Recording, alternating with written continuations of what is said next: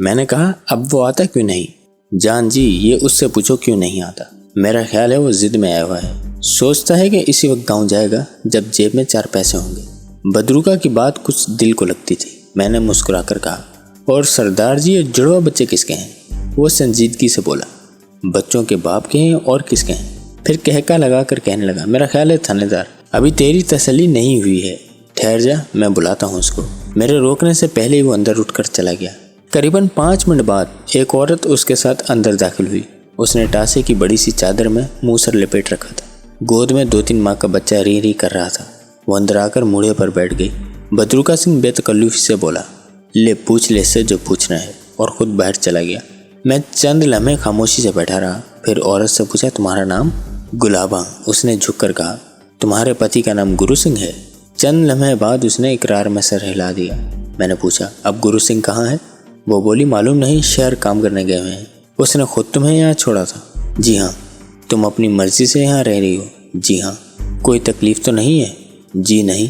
तुम्हारा बाप गलियों में तुम्हें ढूंढता फिरता है, उससे मिलना नहीं चाहती हो? थोड़ी देर तासे की चादर लरसती रही, फिर आवाज़ आई, नहीं, मेरे पति का हुक्म नहीं है। मैंने ज़रा आगे झुककर सरगोशी में कहा, बीबी मैं पुलिस इंस्पेक्टर हूँ, अगर कोई भी मसला है तो मुझे बता दो। मैं यहाँ तुम्हारी मदद करने के लिए आया हूँ। तासे की चादर में जंबिश पैदा हुई। एक खूबसूरत गंदमी चेहरा मेरी तरफ घूमा। 7वां नाक में चांदी का कोका चमक रहा था। उसने हैरान नज़रों से मेरी तरफ देखा, जैसे पता ही ना हो पुलिस किसको कहते हैं और पुलिस वाले कैसे होते हैं। ये हैरानी ठीक ही तो थी, इस इलाके तक पुलिस पहुँचती कहाँ थी? जो कुछ थे सरदार थे, चौधरी थे। मैंने कहा, चुप क्यों हो, बताओ। डरने की कोई ज़रूरत नहीं। इसने चेहरा फिर घूंघट में छुपा लिया और ज़ोर ज़ोर से दाएं बाएं सर हिलाकर बोली, नहीं, मुझे यहाँ कोई तंगी नहीं है। पता नहीं आप ऐसी बातें क्यों पूछ रहे हैं? मैंने चंद सवाल और किए जिनके गुलाबा ने मुख्तसरन जवाब दिए। इतने में सरदार बदरुक अंदर आ गया। सवाल जवाब का सिलसिला ख़त्म हो गया। बदरुक सिंह की हवेली से मैं कई उलझने लेकर वापस आया। जिस वक्त मैं चौकी पहुंचा, रात के 8 बज चुके थे। जाते साथ ही मैंने अशफाक को हुक्म दिया कि वो हवालाती को छोड़ दे। अशफाक ने पशो पेश से काम लेना चाहा, लेकिन मैंने इसकी एक नहीं चलने दी। हवालाती छूट गया तो मैं अशफाक को लेकर दूसरे कमरे में जा बैठा। मैंने इसे समझाया कि अब इसका यहाँ रहना किसी तौर ठीक नहीं, बेहतर है कि वो 1-2 महीने की छुट्टी ले ले और फिर तब्दीली करवा ले। वो 2 टोक अल्फाज में बोला, ये नहीं हो सकता नवाज साहब, टसल हो गई है तो हो गई है। जब तक मैं इस चौकी पर हूँ न छुट्टी लूँगा और ना तब्दीली करवाऊँगा। मुझे इस पर गुस्सा तो बहुत आया, लेकिन मैं कुछ कर नहीं सकता था। मैंने कहा, अशफाक तू अपनी हिम्मत से बढ़कर बात कर रहा है। तुझे यहाँ के हालात का कुछ पता नहीं, ना ही तुझे अभी तफ्तीश करना आती है। तफ्तीश करते हुए हर पहलू सामने रखना होता है। तू जिस लड़की को मगविया कह रहा है, हो सकता है वो अपनी मर्जी से टमानो की हवेली में हो। क्या तू इससे मिला है? वो बोला, नहीं। मैंने कहा, मैं मिलकर आ रहा हूँ, और इसने बयान दिया है कि इसका पति खुद इसे हवेली छोड़ गया है। अशफाक का मुँह हैरत से खुला रह गया। वो नफ़ी में सर हिलाकर बोला, हरगिज़ नहीं, बिल्कुल गलत। ये बयान अगर गुलाबा ने दिया है तो जान के खौफ से दिया है। मैंने कहा, अगर जान के खौफ से वो यही बयान अदालत में दे डाले तो तू क्या कर लेगा? वो खामोश हो गया। भले मानस, पत्थर से सर फोड़ने का कोई फ़ायदा नहीं होता। यहाँ कोई तुझे टमानो के बारे में कुछ नहीं बताएगा। सबको खौफ का सांप सूंघा हुआ है। अगर तू कुछ जानना ही चाहता है तो कुछ सब्र कर। बदरुक सिंह ने मुझे गुलाबा के शोहर का कुछ अता पता दिया है। वो अमृतसर की किसी फ्लोर मिल में काम करता है। मैं इसका खोज लगवाता हूँ।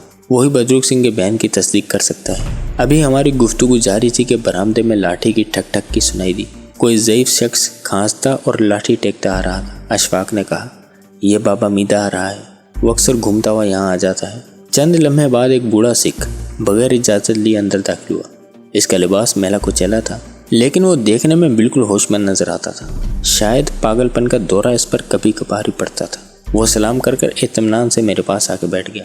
रस्मी तारुफ के बाद मैंने बाबा मीदे से पूछा, एक बात बताओ बाबा, तुम कहते हो कि तुम्हारी बेटी को सरदार बदरुक ने अगवा कराया है, जबकि कुछ लोगों का कहना है वो अपनी पति की मर्जी से वहाँ ठहरी हुई है। यह भी पता चला है कि तुम मियाँ बीवी ने बेटी के घर में लड़ाई डाल रखी थी, जिसकी वजह से तुम्हारे दामाद ने तुमसे कथा ताल्लुक कर लिया था।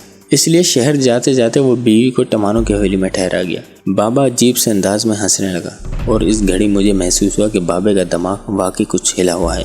वो मेरी आंखों में झांक कर बोला, पुत्र जी, जना घर दाणे ओना दे कमले भी सियाणे। गरीब की बात सुनता कौन है? अपने दामाद से मेरा झगड़ा ज़रूर था, लेकिन ऐसे छोटे मोटे झगड़े कहाँ नहीं होते। मेरा दामाद पागल तो नहीं था कि अपनी नई नवेली पत्नी को दरिंदों की हवेली में छोड़ जाता। वो कोई पागल था भला? अच्छा खासा सियाना बंदा था।